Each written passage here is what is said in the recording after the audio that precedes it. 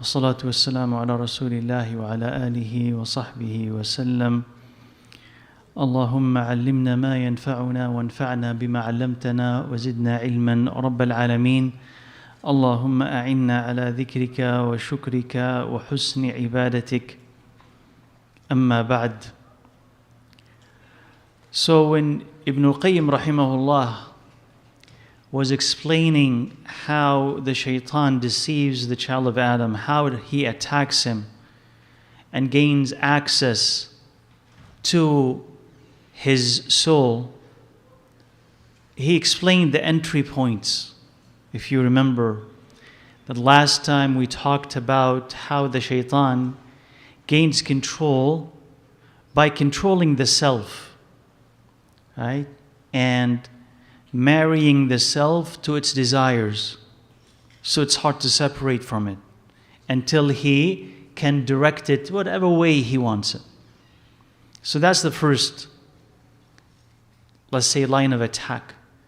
Then he talked about another entry point, which is the eye or the eyes. And then he talked about the ears, and we kind of explained that last time, and how he gets into the heart through them and then ruins it, and how he tries to spoil any good thing that can come to you through them. So in a sense, vacated of all righteousness, block any righteousness, and then flood it with falsehood, flood it with sin, until it destroys and ruins the heart. So he's going to continue, inshallah, now by talking about the last of those entry points, and that is the tongue. So he said, ثُمَّ يَقُولُ, he's speaking here, picturing the Shaytan addressing his whole squad, soldiers, helpers, and how he is going to try to convince them to attack the tongue and also what to do with the tongues. Then says, ثُمَّ قُومُوا عَلَى ثَغْرِ اللِّسَانِ فَإِنَّهُ الثَّغْرُ الْأَعْظَمِ. He says, and then position yourself at that outpost or the entry point. That is the tongue, because this is the greatest entry point. This is the greatest position that you should take control of. هُوَ قُبَالَةُ الْمَلِكِ. It is right in front of the king. So here he's trying to kind of bring an image of the position of the tongue and its importance, because if a king is sitting on his throne, the one sitting right next to him or in front of him is quite important to the king and very influential. Wouldn't you agree? Right? So he's telling you that's the position of the tongue. Meaning it is so close to the king, and the king is the heart. It's so close to the king that it's absolutely important and integral to the doings or the actions or the health of that king, the decisions of the king. قال فأجروا عليه من الكلام ما يضره ولا ينفعه وامنعوه أن يجري عليه شيء مما ينفعه. So he says, flood that entry point, let that tongue run with things that harm it, not benefit it. And stop it from engaging in anything that benefits it, such as remembering Allah and asking Allah for forgiveness, reading His book, giving people advice, or spreading useful knowledge. So he says, you have this tongue, flood it with harmful things, and stop it from saying useful things. Right? So seems pretty basic, pretty obvious. Right? Though we actually don't seem to realize this. So ibnalqayyim rahimahullah is going to make what is plain even plainer, so that you realize it. How does he ruin the tongue and through the tongue the heart? So he says, وَيَكُونُ لَكُمْ فِي هَذَا الثَّغْرِ أَمْرَانِ عَظِيمًا. He says, by being positioned in that location, try to do one of two things. It doesn't matter which of the two you'll be able to do. التَّكَلُّمُ بِالْبَاطِلِ. He says, let him engage in falsehood, speak falsehood. Because the one who does that, he's one of your brethren, and he's one of the greatest soldiers and helpers you have. So he's your brother. If he is able to spread falsehood with his tongue, he's a shaitan just like you. Because what does the shaitan do? Spreads falsehood. So if you can convince him to spread falsehood like you, you made him your brother. He says, but if not, as-sukutu anil haq. If you can't help him to engage in falsehood, then I want you to try to at least stop him from speaking the truth. Right? فَإِنَّ السَّاكِتَ عَنَ الْحَقِّ أَخٌ لَكُمْ أَخْرَسٌ. Because the one who is silent and does not speak the truth, he's a mute brother of yours. So he's a brother, but he just can't speak. But he's also your brother. That one, the first one, is a speaking brother. This is a mute brother. But both of them are brothers. And maybe the second one sometimes is more beneficial than the first. Like, because he does not speak the truth when he's supposed to, he can actually help you more. Right? He's very passive. He doesn't want to endanger himself. He doesn't want to risk anything. He doesn't want to be criticized. So he lets things go. He says he's your brother as well. He says, أَمَا سَمِعْتُمْ قَوْلَ النَّاصِحِ. Have you not heard the saying of this wise counselor who said, the one who speaks the truth is a speaking devil, and the one who is silent is a mute devil. So here the Shaytan is trying to say, or Ibn al-Qayyim, he is trying to say that whichever of the two he convinces you to do, you're one of his helpers. Because the basic, essential mission of the believer is what? That he should give advice. He should stop evil. He should recommend what Allah loves and dissuade people and convince them not to follow what Allah hates. This is how the truth is spread. This is how he becomes stronger. You cannot be strong if everybody around you is weak. Can you? You can't. So in order for you to be strong, you need everybody around you to be strong, right? How do you strengthen those around you if you do not push them to follow the truth? So if you fail to do this, then you have been weakened.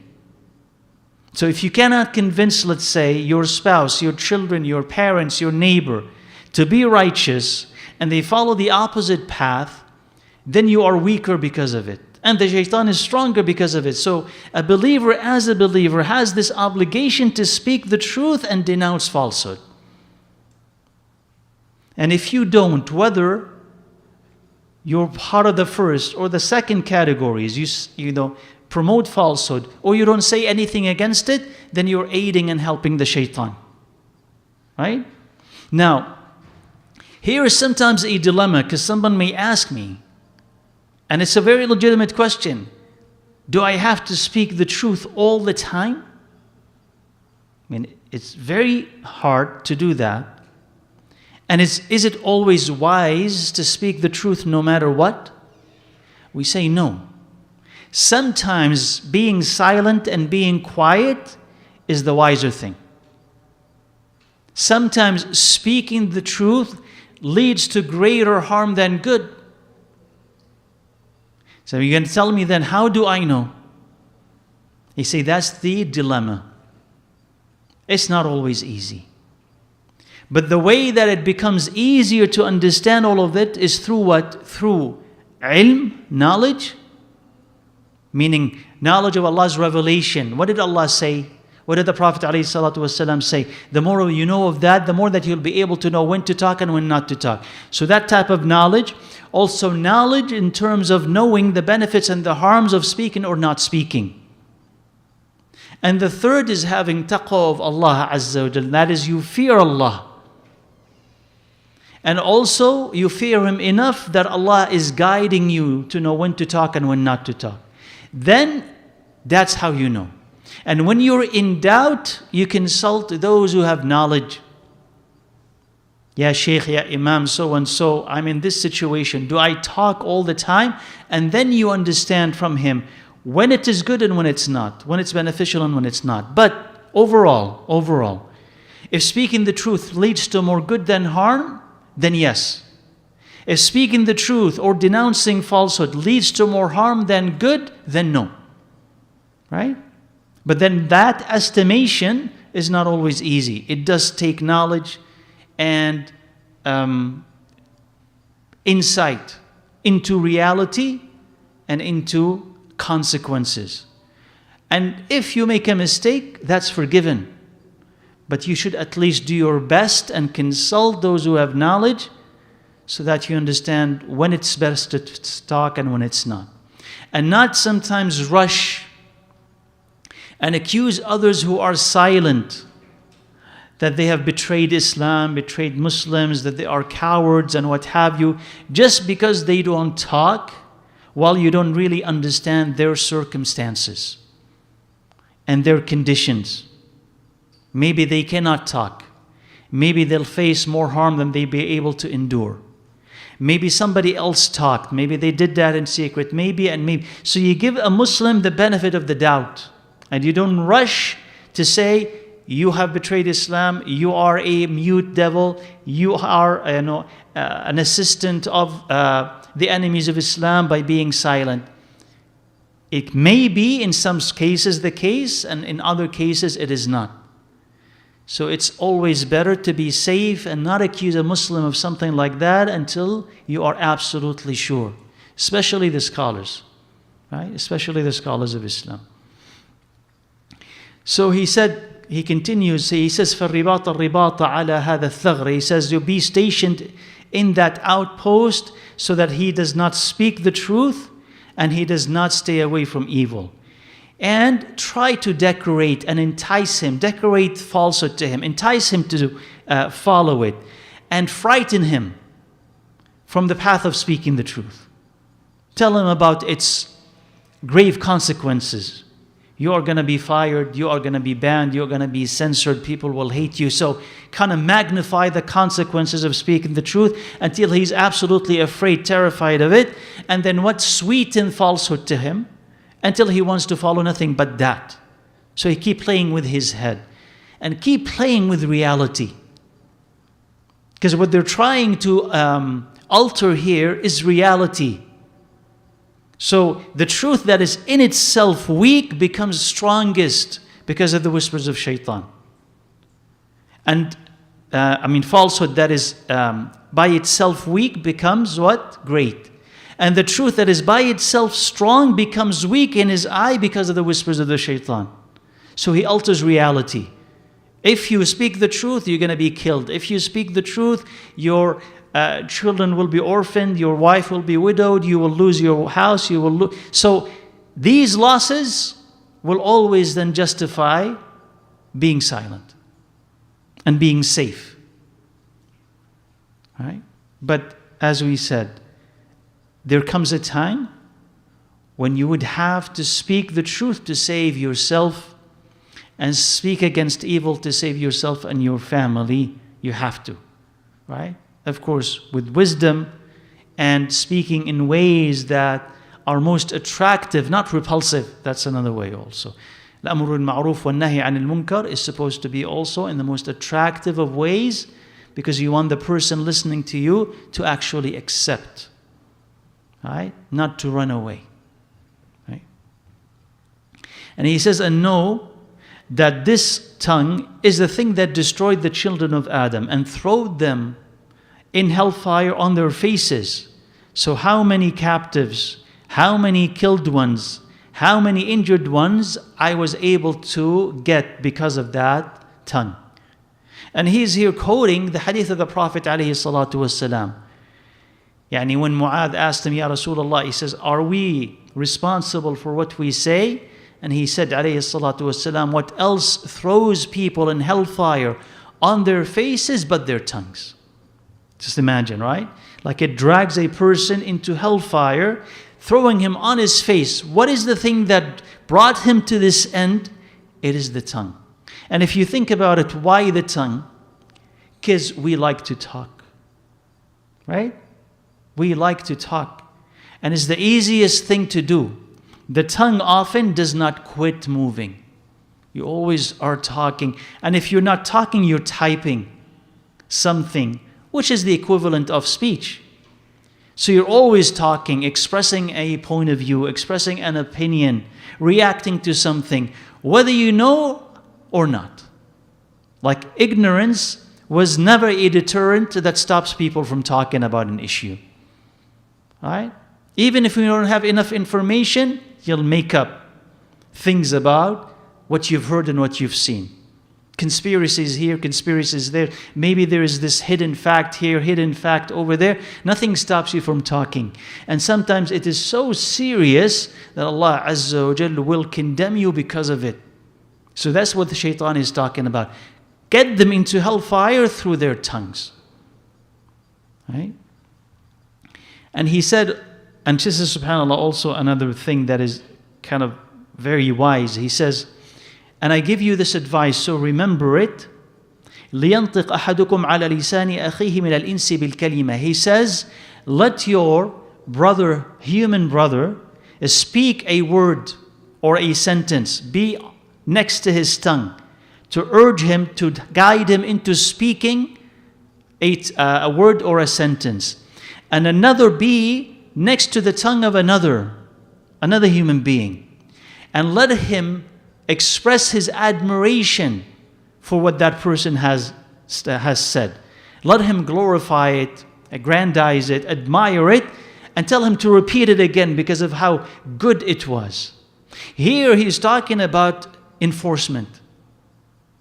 Right? Subhanallah, I mean, like it's a plan, and it's really well orchestrated plan that even the devils among humanity, they follow the same plan. One person speaks, he says for the Shaytan, you be here and you be here. Let him speak, and then you push the other to admire and praise what he had just said. Because if it's just one person, you may be forgotten. But if another person recommends it, admires it, then you may say to yourself, maybe there is something to this. It spreads, it's augmented, it becomes strong. So humans do the same thing because they've learned from their masters. So when they want to spread something, he says it, she says it, but they have people ready to come and register their admiration. What a wonderful thing you've said. Share, like, right? Share, like. That's what they do, right? So they augment it, they spread it. So he's saying both is the action of the devil. Right? So don't think that the person who's admiring it is less of a devil. No, he's with him. This is a conspiracy that has happened behind closed doors. And even if it's not behind closed doors, the Shaytan is behind it. Because you only admire falsehood if you are a proponent of falsehood. And the Shaytan is the one who's pushing you to do this. So recognize, right? Recognize beyond titles, beyond numbers, that is, falsehood is spreading, it's because of the action of lovers of falsehood. And the Shaytan, of course, is behind them all. And he says, and وَكُونُوا أَعْوَانًا عَلَى الْإِنسِ بِكُلِّ طَرِيقٍ. He says, work against humans using every path, every method, and try to attack them from every door. وَقْعُدُوا لَهُمْ كُلَّ مَرْصَدٍ. And sit in their path. Any path that they're going to take, wait for them.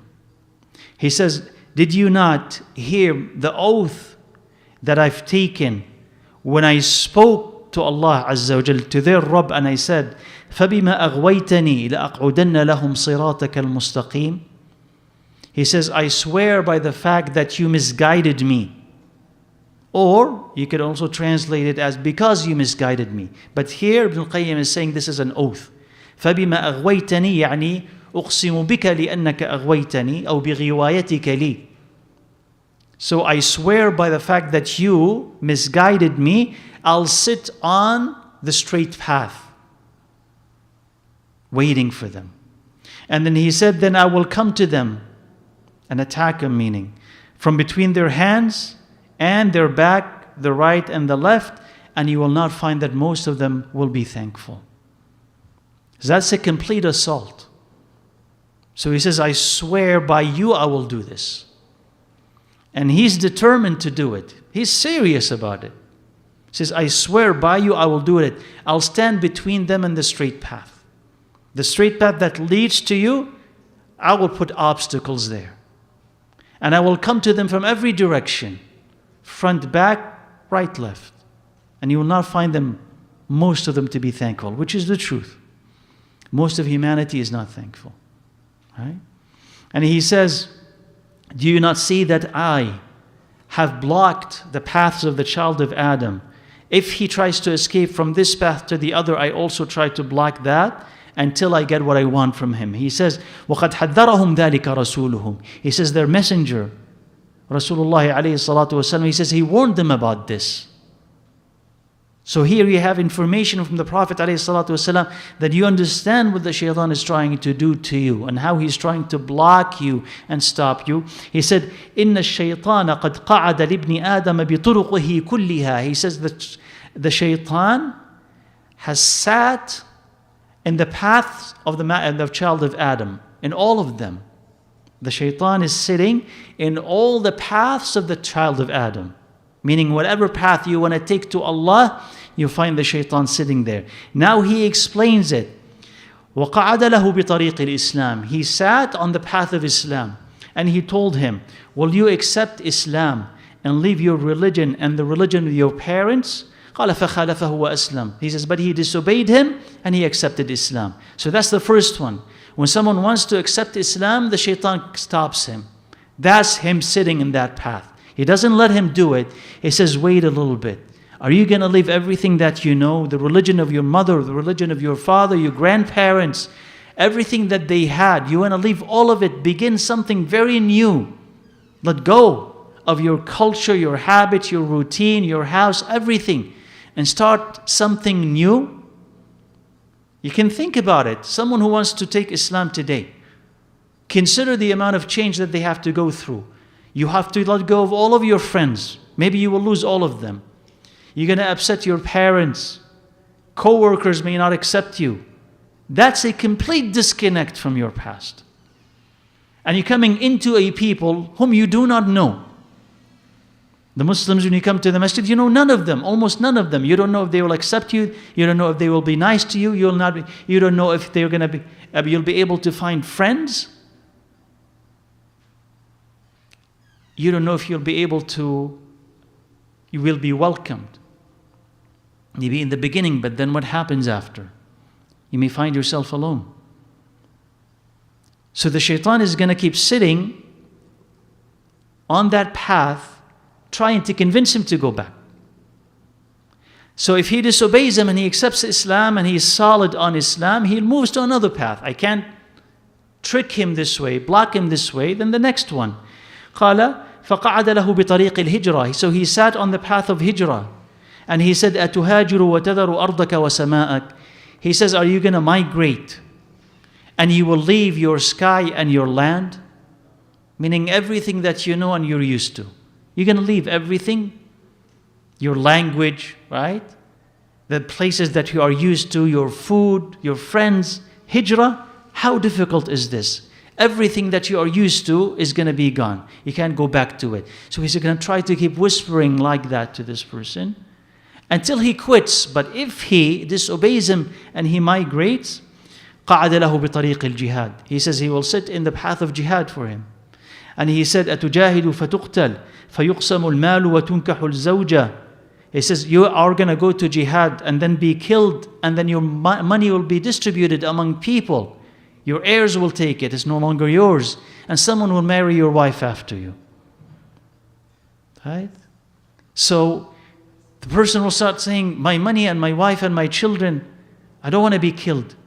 So subhanAllah, he's going to try to convince him in whatever way to forgo of Allah's obedience. So he's going to keep blocking and blocking and blocking and blocking every path. And he said, so he continues, Ibn al-Qayyim, he says, and so sit and block every path of righteousness.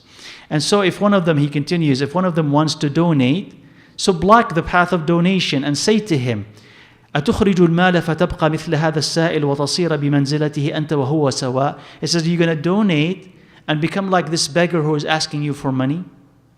So he says, do you not hear what I have whispered to the tongue of so-and-so, a man, when somebody asked him for money for sadaqah, and he said, هي أموالنا إن أعطيناكموها صرنا مثلكم. He says, this is our money. If we give you our money, we'll be like you. He says, you see the whisper of the shaitan over here? Which is what? He says, he's telling him, This person who's trying to ask you for money, what's the difference between you and him? He says, the money that you have. Otherwise, you'll be a beggar like he is. So if you give him your money, you will be the beggar. Why should you give him anything? He says to look at that whisper. As if really the only thing that is stopping you from becoming like him is just the money that you have right there. That's your protection, not Allah. Right? It's not Allah who's protecting you. It's not Allah who's giving you, but what you have in your hand. So when He convinces you to love this money more than anything else, you will never give it up. Whereas the believer is supposed to disobey Him and say, no, if I give, Allah gives me more. If I give, Allah blesses me. Both of us win when I give Him that money. He wins and I win. And I am the greater winner, not He. I am the greater winner. Why? Because when I give, Allah blesses me in both ways, in the akhirah and in the dunya. This poor guy, he takes money for the dunya. He satisfies his hunger, satisfies his needs. He's blessed, alhamdulillah. But I'm receiving the greater blessing in the akhirah and in the dunya as well. So if you are smart enough, you'll be able to repel the whispers of the shaitan. But if not, he will block you from following anything that pleases Allah Azza wa Jal. And he says, and also stop him from going to Hajj and tell him that this is a frightening, dangerous path, that you may lose your life, you may lose your money. Yani once upon a time, Hajj was like this. It was risky. If you travel, first, it's a very long travel, hard travel, arduous travel. So you may die on the way. And it's not only that, it's also unsafe. People may rob you, people may stop you, you actually may die. So some of these journeys in the past, when you go to Hajj, you may actually not come back. So he'll say to himself, you know how hard it is? And today he'll tell you what, it's not about safety today, but it's about what? You know how expensive it is? You know how hard it is? You know how hot it is? Why should you do it? So he'll convince you to delay it, at least delay it. If not reject it, delay and then delay and then delay and then focus on other things and spend your money elsewhere so you don't have enough money to go to Hajj. So that's his plot. He says, and so try to do this with every path that takes him to Allah Azza wa Jal. ثم قعدوا له على طرق المعاصي فحسنوها في أعين بني آدم وزينوها في قلوبكم. He says, and also sit on the path of every sin. But here not to block it, but to invite him. It says beautify it, decorate it, entice them, show them its benefits, make up its benefits. Show them how happy they'll be once they take this sin, once they drink it and eat it and look at it and engage in it. Just try to convince them that they'll be happier, that they'll be entertained, then they'll have great company. Again, advertisement.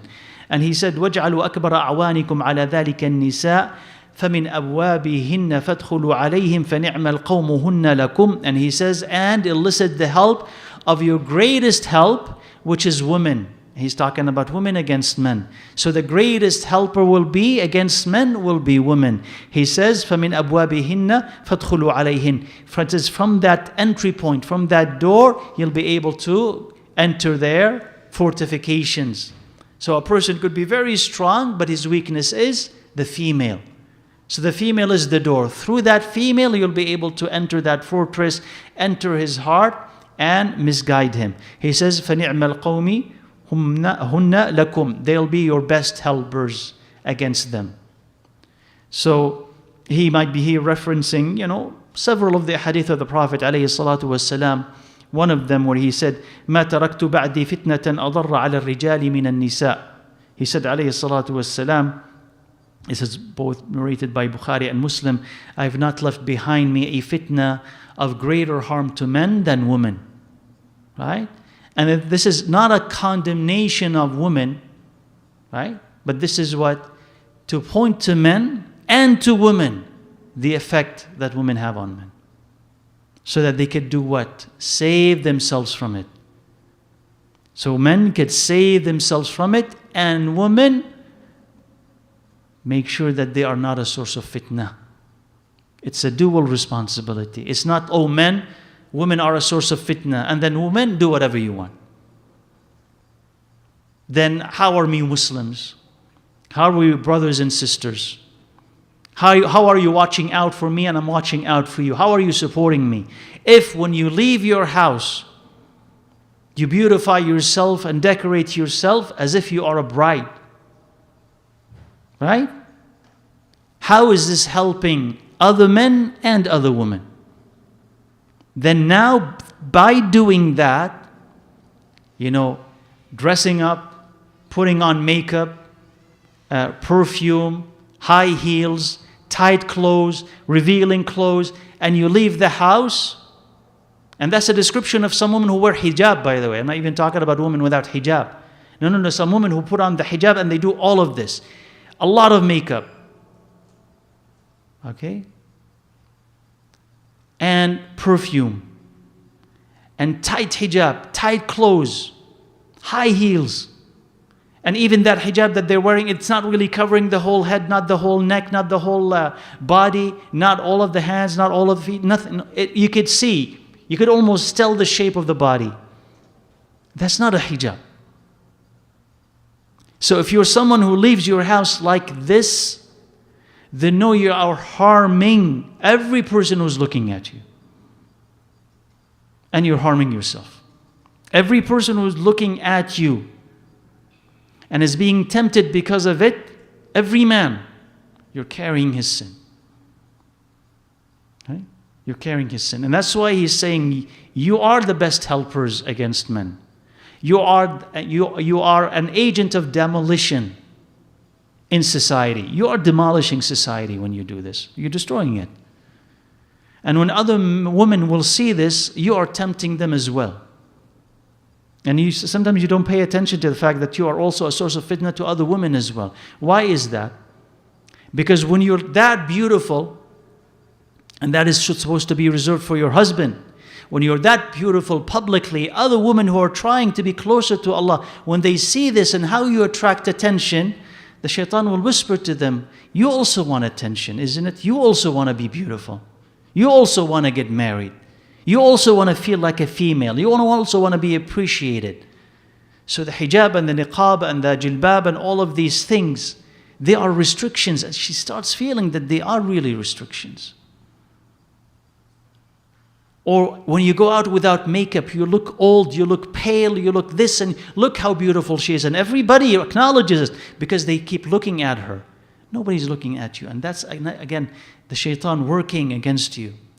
And using you, when you're like that, using you to undermine people's Iman and undermines people's practice, people's faith. So you're an agent of destruction when you do this. It's better that you stay home. Because it's haram for you to leave like this. Even to leave to the masjid. It's haram for you to do it. Right? And so many, a lot of women, not so many, I don't know, a lot of women who come to the masjid, they're guilty of this. Even those who come to the masjid, they're guilty of this. And we say, alhamdulillah, at least Allah Azza wa Jal spurred you, motivated you to come to the house of Allah Azza wa Jal. But at the same time, where are the manners of coming to the house of Allah Azza wa Jal? Where are the manners of leaving your house? Do you want to come to the masjid and have Allah be displeased or pleased with you? And these are things, if you just think about it, are easy to let go of. It's easy not to put makeup on. Is it that difficult? It's easy. You just take the first step and then it'll be easier the next time and then the next time and so on. And khalas, Allah will make it easy for you. And ask Allah to make it easy. Do you have to wear tight, revealing clothes? No. Do you have to put perfume on? No. But leave your house righteously so Allah Azza wa Jalla could bless you. So ibnalqayyim is saying here, it's important, right, to preserve the tongue first, and it's also important for you not to spread falsehood. And before we leave here the tongue, because he's going to stop talking about the tongue now and move to something else, it's important here to realize that your tongue and how you talk, what you say, reflects the state of your heart. Right? He said there's a hadith on the Prophet ﷺ that says that or that emphasizes the soundness of the heart and tying it to the soundness of the tongue. It says, لا يستقيم إيمان قلب حتى يستقيم قلبه ولا يستقيم قلبه حتى يستقيم لسانه. He says a person's iman is not straight until his heart is straight, and his heart is not straight until his tongue is straight.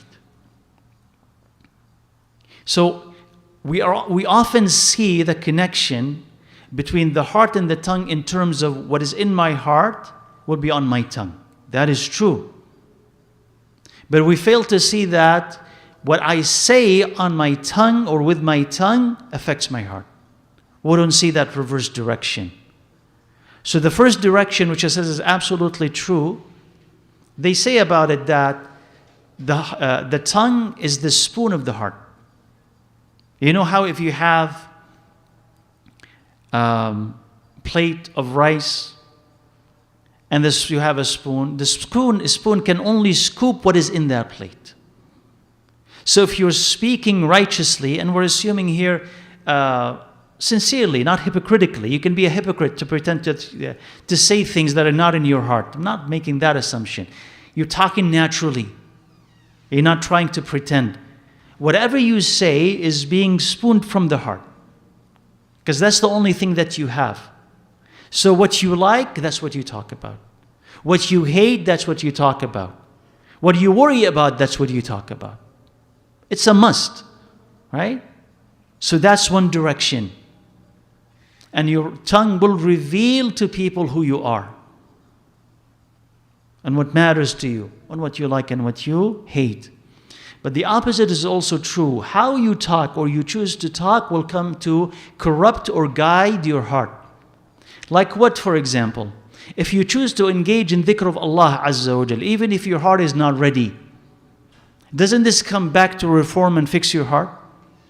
If you read the Quran and your heart is not close to Allah, but you insist on reading it, doesn't that bad come back and fix your heart? So, now, if your heart is filled with Iman, but you decide to engage in obscenities and backbiting and bad-mouthing people, won't this come back to ruin your heart? So it's important here to understand the gravity of what you're adopting or letting go of. So if you start adopting obscenities, things that are common on the tongue of non-Muslims, either because you're around them, at school, co-workers, you hear them talk this way. So you're so used to it, you start adopting it. Start talking like them. And because you hear it often, you think there's nothing wrong with it. So obscenities run on your mouth just like water. Or you're watching movies or series or songs and you hear that being repeated so much that you think there's nothing wrong with it. Or maybe you think it's going to add something to your personality when you adopt it. You will be somehow more accepted or somehow better as a person. So you adopt it. It is going to ruin your heart. And it's going to change your personality. And it's going to make Allah Azza wa Jal hate you more, not love you. So you have to cleanse. All of this is to say what? You have to cleanse your tongue, clean it like you clean your body. And notice if you're saying something wrong, you stop. Like this F word that everybody, or not everybody, a lot of people use it whether there is need or not. Right? It's part of every sentence. You can't use it. You can't use anything that is haram, that is obscene. Because if you do this, you will downgrade and denigrate yourself, and your heart will follow. And you will be like those whom Allah hates, not those whom Allah likes. So instead of that, you occupy your heart with Allah's remembrance. Astaghfirullah, subhanallah, la ilaha illallah. And that is the thing that will come back to fix your heart. If not, then the shaitan will convince you to adopt things that will ruin it. And you are around people, right? In a society that is not righteous. So you're likely to pick up from it unrighteousness. So you have to be careful not to do this, right? And go back and protect yourself and protect your tongue so that you could protect your heart as well. And that is also, a good lesson for those who say, it doesn't matter what I do, it doesn't matter what I say, my heart is good. As if the heart is immune and nothing affects it. We say that is absolutely false. What you say affects your heart. What you do affects your heart. Where you are affects your heart. And Allah Azza wa Jal is the ultimate judge, right? We're not qualified to judge ourselves. Allah is the one who judges us. If we are the ones who are going to judge ourselves, all of us will be where in the last day? Jannah. Everybody will be in Jannah, including the disbelievers. Right? Isn't it? Even the disbelievers, if Allah will say, you judge yourself and tell me where you want to go, everybody will be in Jannah. So we are not qualified to judge ourselves. Allah did not leave it to us. And we're not qualified to judge other people as well. Allah did not leave it to us. He is the one who is going to judge. And if we are to judge in this dunya, He gave us the guidelines. This is how you're supposed to look at things. Not the way you want to, the way that Allah Azza wa Jal wants it from you. Right?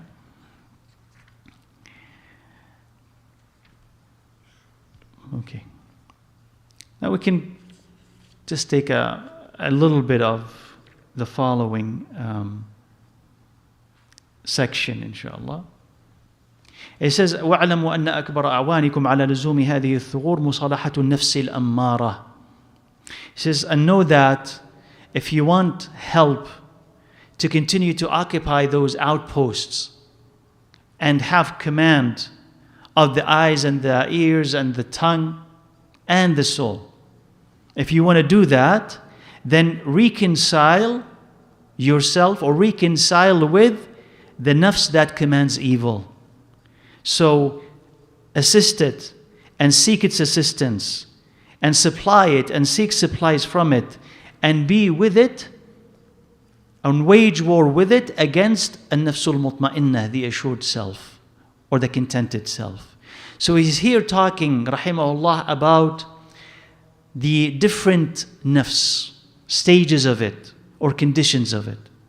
So a nafs moves between being ammara bisu, commanding evil, to being lawama, one that blames itself, to being al-mutma'inna, the one that is in tranquility, at peace, contented.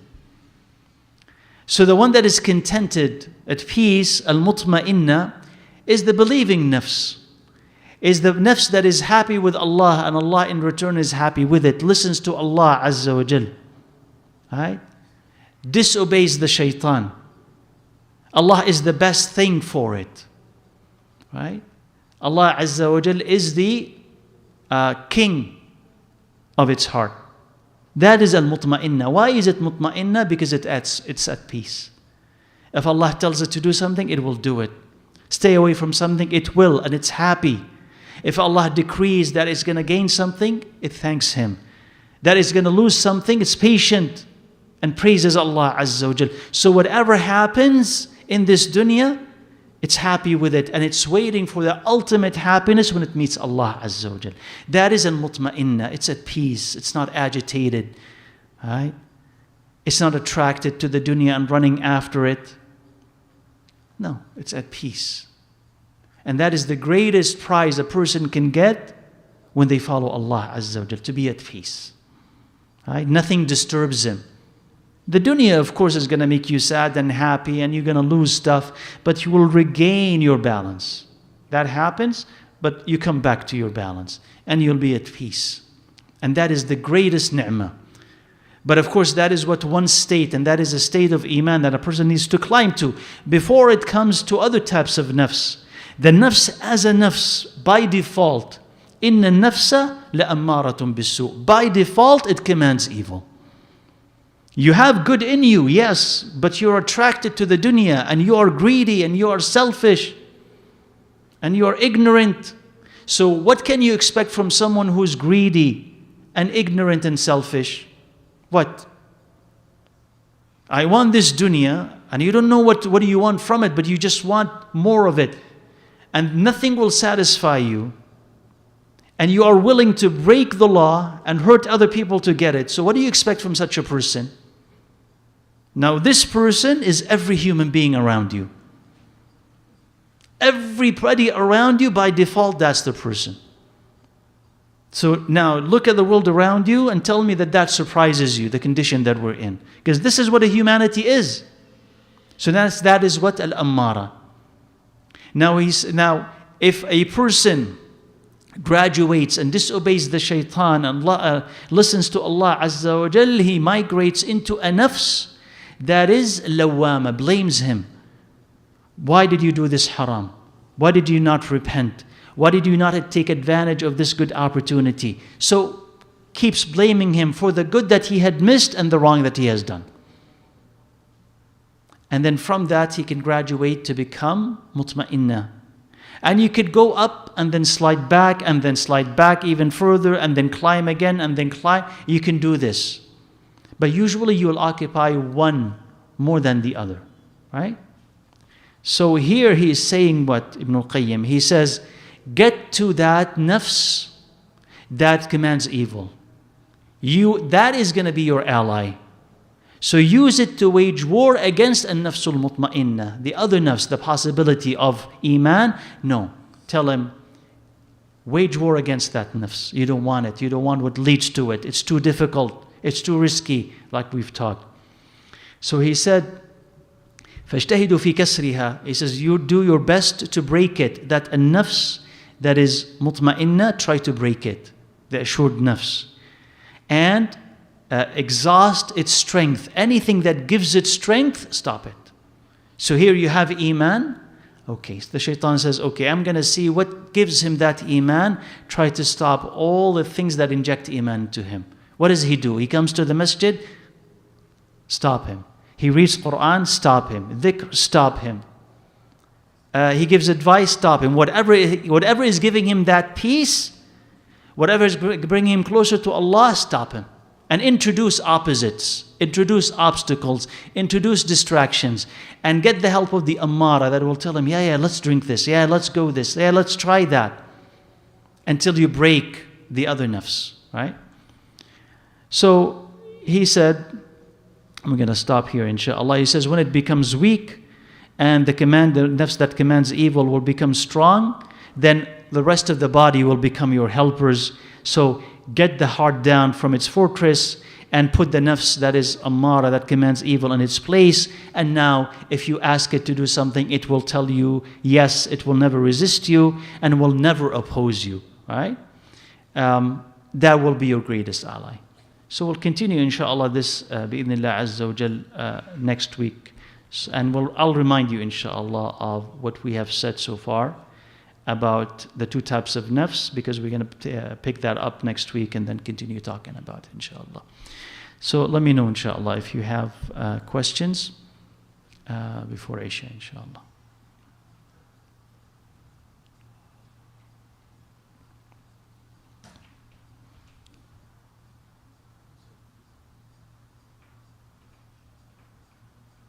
Okay, so the question here is, isn't Allah Azza wa Jal, doesn't He have control over everything? Why is Allah giving Shaytan the power to mislead Allah's creation?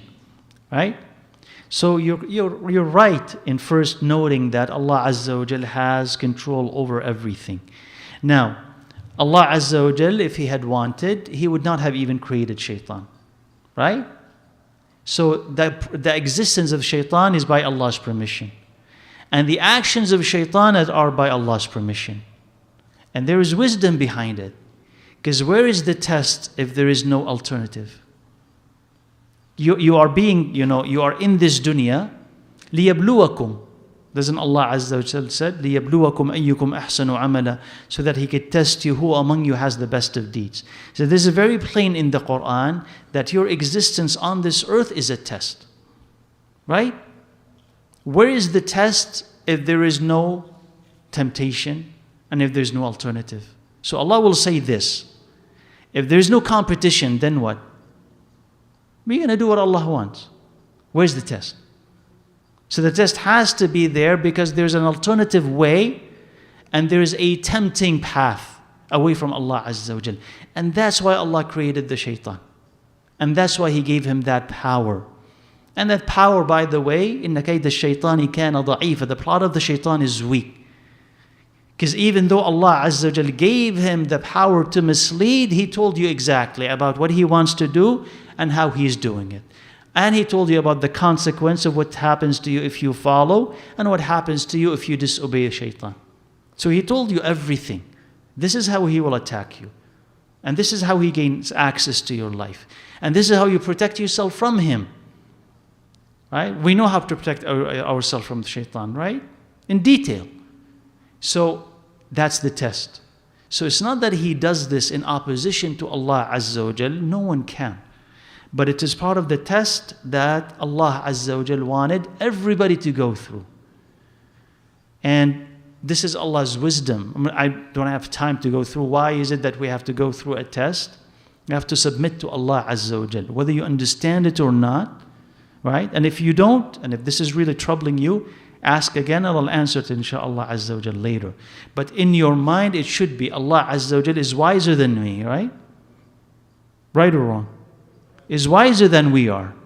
And Allah Azza wa Jal must have had a reason for this test, otherwise why would He do it? So there's something that we gain when we are tested that would not be possible without that test. Right? That's why Allah Azza wa Jal put us on this earth and put opposition. Okay? And if you know that, then alhamdulillah, you submit to Allah Azza wa Jal and you follow His commands rather than engage in why and how. Right? That takes you nowhere. So I just have, okay. Alaykum as-salam wa rahmatullah.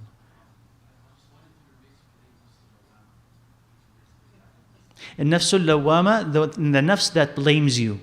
Lawama can't continuously blames you. He says, so they said in his explanation, Wallahu a'lam, he says, you will forever find the believer blaming himself. Why did you say this? And why did you do that? So a nafs lawama is a nafs that does things and comes back to blame itself for doing it. Or does not do things and blames itself for not doing it. So the believer is always in that state also, asking himself, why did you or why didn't you? So this is al-lawama. Through that, ultimately, he will reach a level where there is what? That peace and mutma'inna. But that usually is the end. Right. Wallah. Somebody, yeah. A nafs that commands you to do righteousness. So, suggest, yes. So, if that nafs is listening to its fitrah, then yes, because it's inclined to the fitrah. If it's a nafs that is righteous enough to have an angel next to it, then the angel will inspire you, just like the shaitan will inspire you or whisper, right, to do evil. The angel will inspire you, will put that thought into you or that urge into you to do something good. Naam. So how do you attain that? A nafs that helps you is by being close to Allah Azza wa Jal, by dhikr and by dua and by the Quran. Then you'll bring the angels closer to you and they will remind you to do good. So the influence of the shaitan is weaker and the angels are stronger. But you will never escape the influence of shaitan. The test is always there. Now. Alaykum as-salam wa rahmatullah.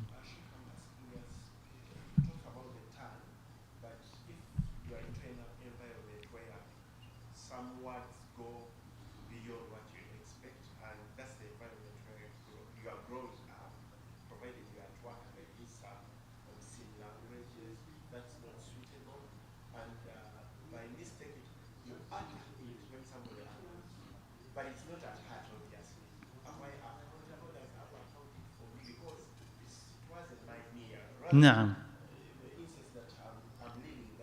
Yes.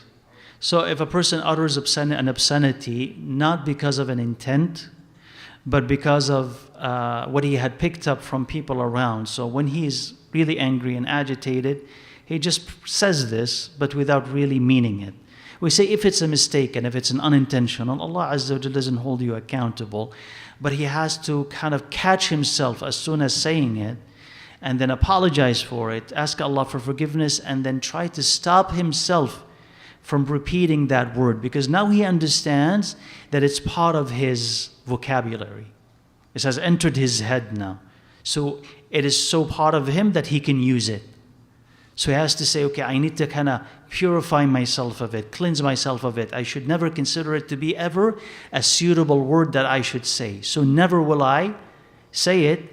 And every time I hear it, I should actively reject it. See, what an ugly word this is. Astaghfirullah. Kind of like work against it so that there will be a barrier between you and that word. Right, yeah. Uh-huh.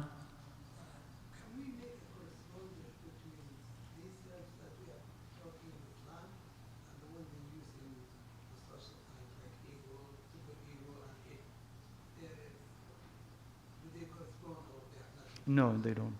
No, they don't. Because that is talking about conscious and subconscious. This is not about the subconscious. Or they're not talking about something primal. They're talking about things that you're aware of, but things that transition between lack of Iman to some Iman to strong Iman.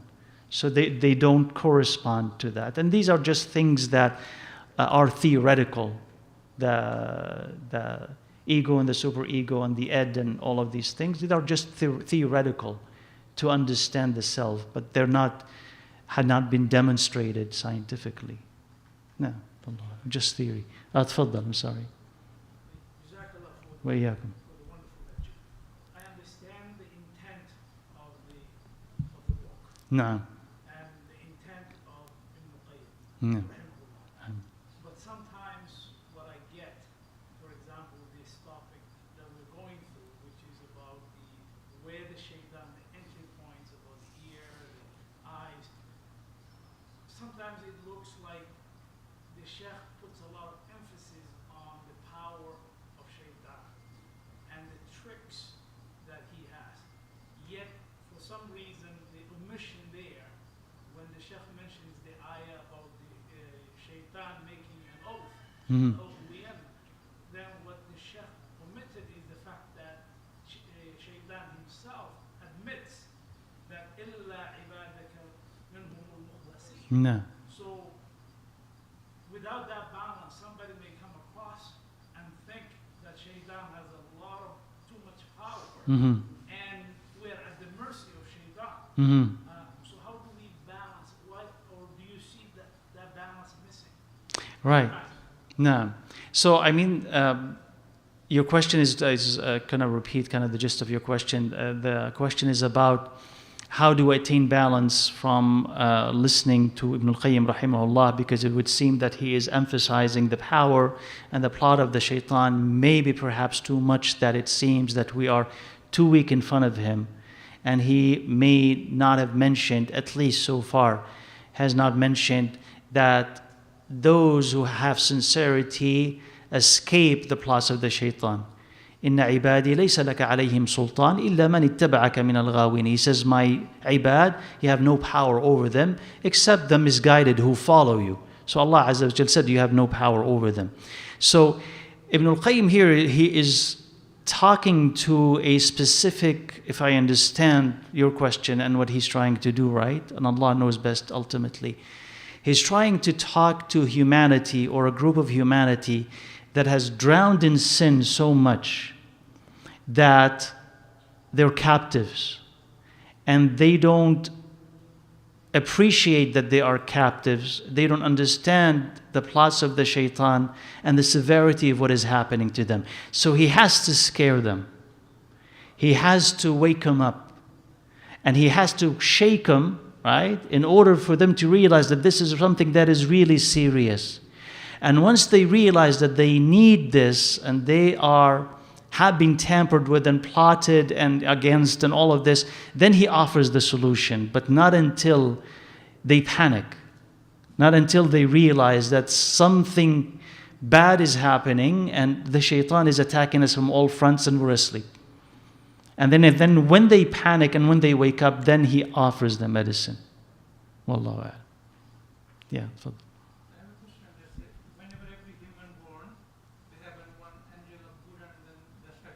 Yes. Everyone has. So Iblis is from the jinn. So every person has a shaitan. That shaitan is from the jinn. Or Yes. So every shaitan is from the jinn. then the jinn community, they have a very good people also. Yes. So you have righteous, believing jinn, and you have disbelieving jinn, and the disbelieving jinn is what we call the shaitan. So everybody will have the disbelieving one, not the believing. Exactly. Everybody will have a disbelieving one assigned to him. Disbelieving jinn, who is a shaitan, assigned to him. Who created that one when everybody born? Is Allah creating the shaitan or this Iblis is putting them? They are the children of Iblis. So he procreates, he has children, just like Adam has children. And it is these children that are the jinn, and from them the shayateen come. So he is Abul Jinn, the father of jinn, just like Adam is Abul Ins, the father of humans. When you were supposed to procreate the kunji with giving waswasa, the other shaitan is also coming? I'm sorry, if what? When you are praying, Uh-huh. Yes. There's another shaitan. So there's the shaitan that is your companion, and there's other shayateen as well. So not shaitan one. So this one will be coming because of salah, or some others because of wudu, or some others with you on hajj, or right. plus the one is you have also. Yes. Right. You're saying one is enough, right? One is enough. Let me see if someone who did not get a chance to ask a question. Okay, just let me look at the questions we have online. Is one allowed to pray in congregation in the masjid if he and others come late to the masjid? He prayed, or must he pray individually? So can someone pray in congregation in the masjid after the first jama'ah? There's disagreement of opinion about this. So after the first jama'ah is over, can you have a second jama'ah?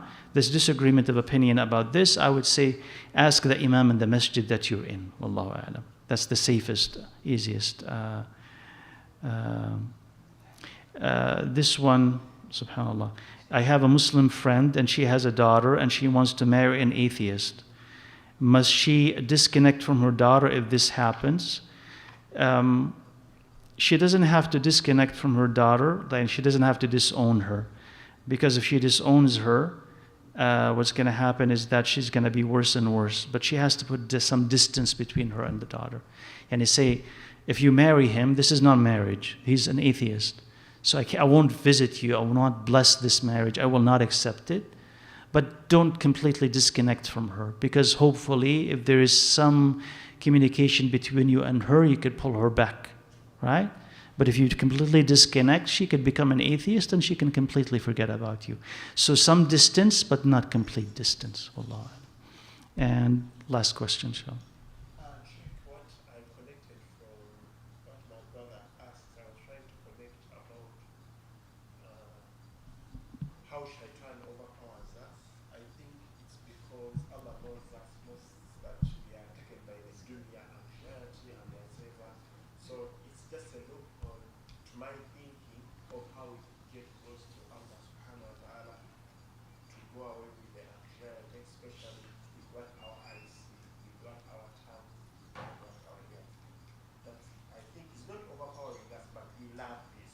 It's at our heart. Yeah, it's the love of the dunya that gives them power. جزاكم الله خير. Inshallah, we'll see you بإذن الله عز وجل next week.